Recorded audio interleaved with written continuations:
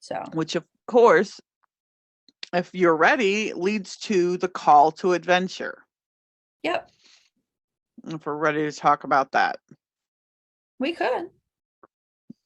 Okay, so the call to adventure. I don't know if I just needed to get all that out, but I don't feel quite as shitty as I did at the beginning. Oh, see? Those step programs really do work. Right? Hello, my name is Angela, and I am a darkaholic. There you go. So the call to adventure would be a doctor telling you that if you don't stop drinking, you're going to die. Walking into the deciding you need to go to therapy or thinking you need to. There's a lot of things that can be that call to adventure. But and really with the go ahead. No, go ahead. And really what that call to adventure is a call to action. Something calls you to take an action to change your world. So mine was to go to therapy. My kids were afraid of me. They didn't want to talk to me. My daughter and I had the biggest falling out in like the history of daughters falling out, which I'm sure everybody out there is like, ha ha ha, mine's worse. I'm sure it is, but I'm just saying, like, for me, it like she's my only daughter. I have 3 sons and 1 daughter, and she, did not want to have anything to do with me, and it was devastating. So, my youngest son started having seizures. I felt like I was falling apart at the seams. I was tired of listening. I was tired of hearing everybody say, "Well, Angela, you can handle it. You're the strongest person I know." No. I'm dying inside. Every time somebody said that to me, I died a little bit more inside, saying, "I'm not strong. I'm weak. I'm tired. I want to cry." I have never, so in the last 6 months, yeah, in the last 6 months or so, I have not been, my soul has not been tired. Well, except at the end of the relationship with my boyfriend, my ex-boyfriend, my soul finally started getting tired again, but it didn't take me long to bounce back. I want to say 3 months. Okay, so in that call to adventure, that's when you start getting ideas of steps you can take. And it can be God, the universe, the cosmos, your higher self, your higher intellect, whatever you call that thing that it's like Jiminy Cricket. We'll call it Jiminy Cricket. That little conscious voice inside of you that tells you to do things, and when you don't listen, your life royally gets screwed up. We'll just call him Jiminy Cricket. So Jim, our friend Jim, what was your call to action?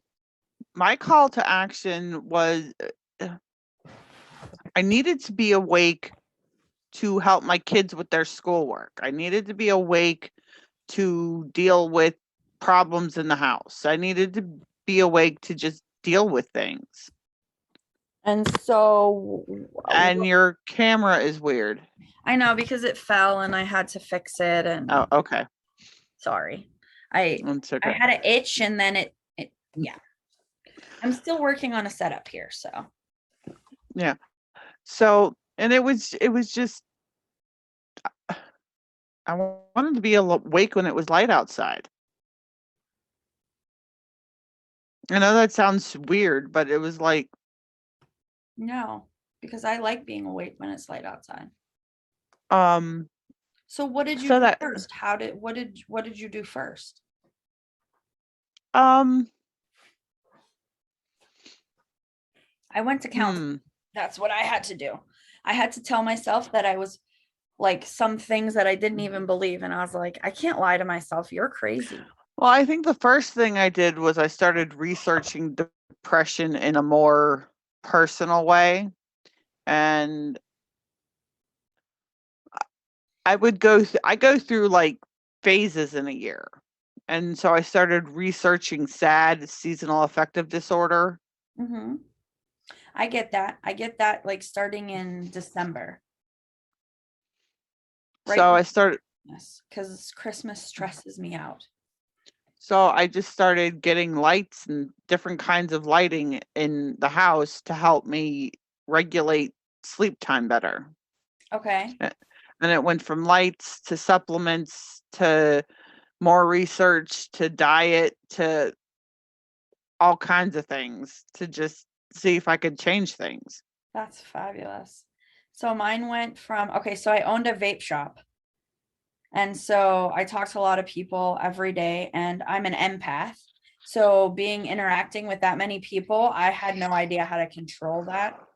So that was that. Then from there, I started CBD oil because my son had seizures, and that worked really well for him. And then from CBD oil, I did essential oils. Then from essential oils, I did vitamins. Then I changed my diet. Like when I was doing essential oils, they're like, you need to work on your diet. I was like, listen, you're never taking away my steak and my cookies. Okay. They're mine. Which actually leads us directly to stage 3 of the hero's journey, refusing the call. That's me. Like I would do steps, but I wouldn't commit. So the cookies and the steak, don't touch. Don't touch my ketchup. Don't touch, just don't. And so I would start feeling better. And then I would eat something that was not what I should have ate. And I'd feel shitty. And it took me a while, probably about a year. Ooh, the bugs are out already. It probably about a year for me to learn to correlate things. And now my sister has me on bullet journaling, so I have these papers everywhere. So I'm trying to pick up a rhythm. I heard that on a podcast. So we'll put the link to make sure we give that person credit. But she was talking about a rhythm for how you feel. And I was like, what? Everybody cares about how I feel? Yay. And it was just amazing. So that's where I like, wow. It's like, yeah. But we can talk a little bit more about refusing the call, that call to adventure. And everybody does it. You're like, but I like my sleep schedule. I write better at night. That was my big excuse. It was when the house is quiet and everybody's sleeping, then I have time to write uninterrupted. Because at that time, I had cats and an elderly dog. So, and then, so how did you decide? Like, I mean, because you got to choose. How did you choose? my elderly dog passed away and I got a puppy. Aw, that was last year. 2019. No, 2 years ago. 2 years ago, Zeke passed away and we got a puppy soon after. And everybody in the house knew that the dog was going to be my dog because that's just how it happens in our house. So, dog has to go potty at 7 o'clock in the morning. I have to drag my butt out of bed and get her out. Otherwise, she's going to have an accident in the house. So, Clover, who actually has her own YouTube channel called Auntie Clover. Let's plug right there. Go subscribe. They're so cute. They're too big for me, but they're so cute. Clover's a Great Pyrenees. We got her, she was 18 pounds. And she was a really good puppy, but she had to go out all the time. Because she likes it hot, cold, and you like it hot. Right, but she had to go, like, just go out to go potty, to go play, to do all that kind of things that dogs do. Thankfully, she would sleep all night, but that would mean that bright and early, and she was so cute, she'd do this little cat stretch when she woke up. And when she did the cat stretch, I knew I had about a minute to get her outside. So, and it didn't matter if it was hot or cold, she still had to go. So Clover helped me a lot with that. Aw, that's awesome.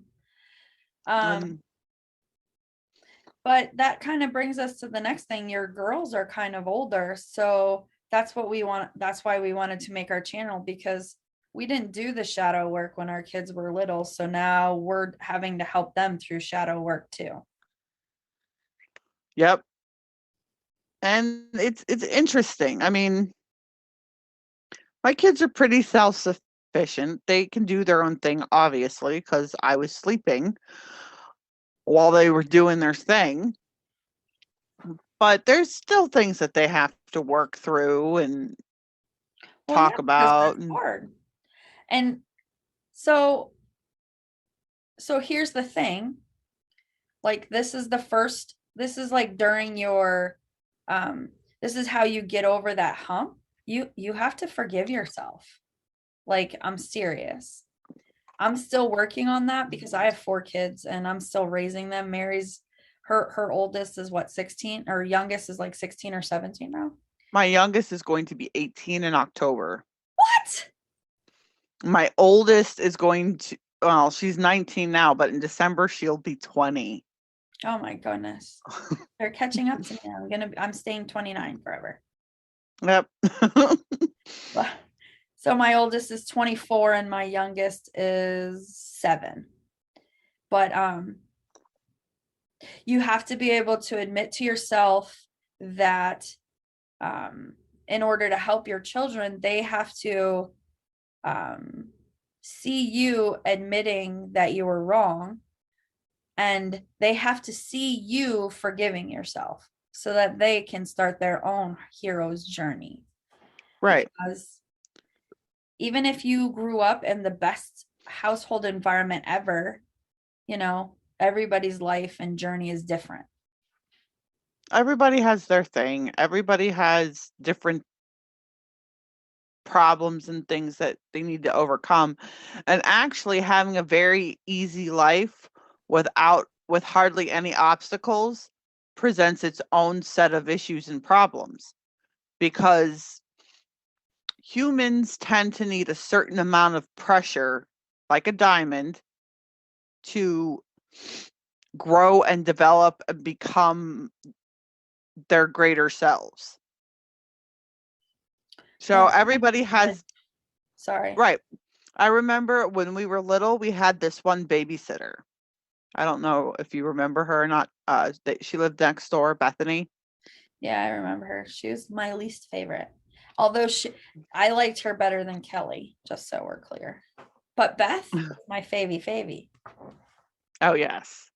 Beth and Bethany are two different people, but so Bethany, she was the kid who effortlessly made straight A's in school. She never had any problems with her schoolwork. She always understood it. She always did well. And then when she got to college and the work got a little bit hard for her, she completely fell apart and failed her first year in college. Oh, wow. So just because things seem perfect doesn't mean that later on that perfection is not going to turn around and bite you in the butt. And Well, then you're going right. and then you're going to need to go on a bit of a journey to overcome that problem. And we have to accept our imperfections. Like, I think we have to learn to love our imperfections. No, I need 10 minutes and then I'll be done. 10. Thank you. My son is coming for his computer. Apparently I have to get my own. Um, well, that Okay, brings so me to like my daughter, like today. Um, I taught her through my own neglect, I guess. My own neglect is the wrong word. I taught her bad practices because I didn't know any better. So I'm just going to go with it that way. I didn't know any better, so I taught her bad practices. I taught her how to be a people pleaser. I didn't realize I was a people pleaser until like a couple weeks ago. I thought I just told everybody to fuck off, but that's not the case. I actually was a people pleaser, and I tried my whole entire, or well, my daughter's whole entire life to please her. Like after I got divorced, I I did everything I could to try to please her, and she was never pleased. She was never happy. And the more that she wasn't happy, the angrier I got. Um, so let's go to her. So today or yesterday, she was talking to me about how she didn't want to tell her friend that she looked good after she got lap band surgery.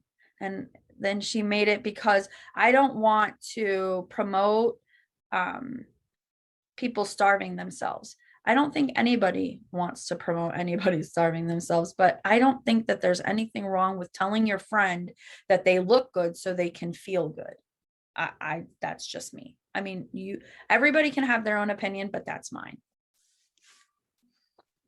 And it just was a people pleasing moment. And I was just like, how did you even like I would never have thought that.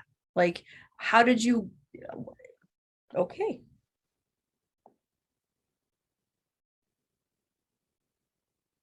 Did I lose you, Emma? No, I'm still here. Oh.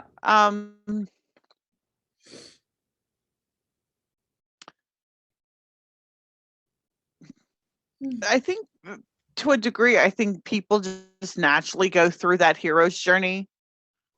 But when you know what you're doing, when you have a roadmap to what you're doing, Mm-hmm. it becomes a lot easier than stumbling through the dark and trying to do it yourself. Well, my children are very stubborn like their mother. So Oh, yeah, stubborn. the good thing is that you need to find a mentor. You need to find somebody who you trust to talk to that will have your back, that um like when you're gonna have a meltdown. So like that's how I found my sister again after 40 years of not talking. Well, 30, a good 30. Yeah, well, finding that mentor is point number 4 in the hero's journey, but I think we could talk more about that next time. And let's just reiterate that she's my baby sister and she's my mentor. So it doesn't matter the age. You just need somebody that you trust. Yep.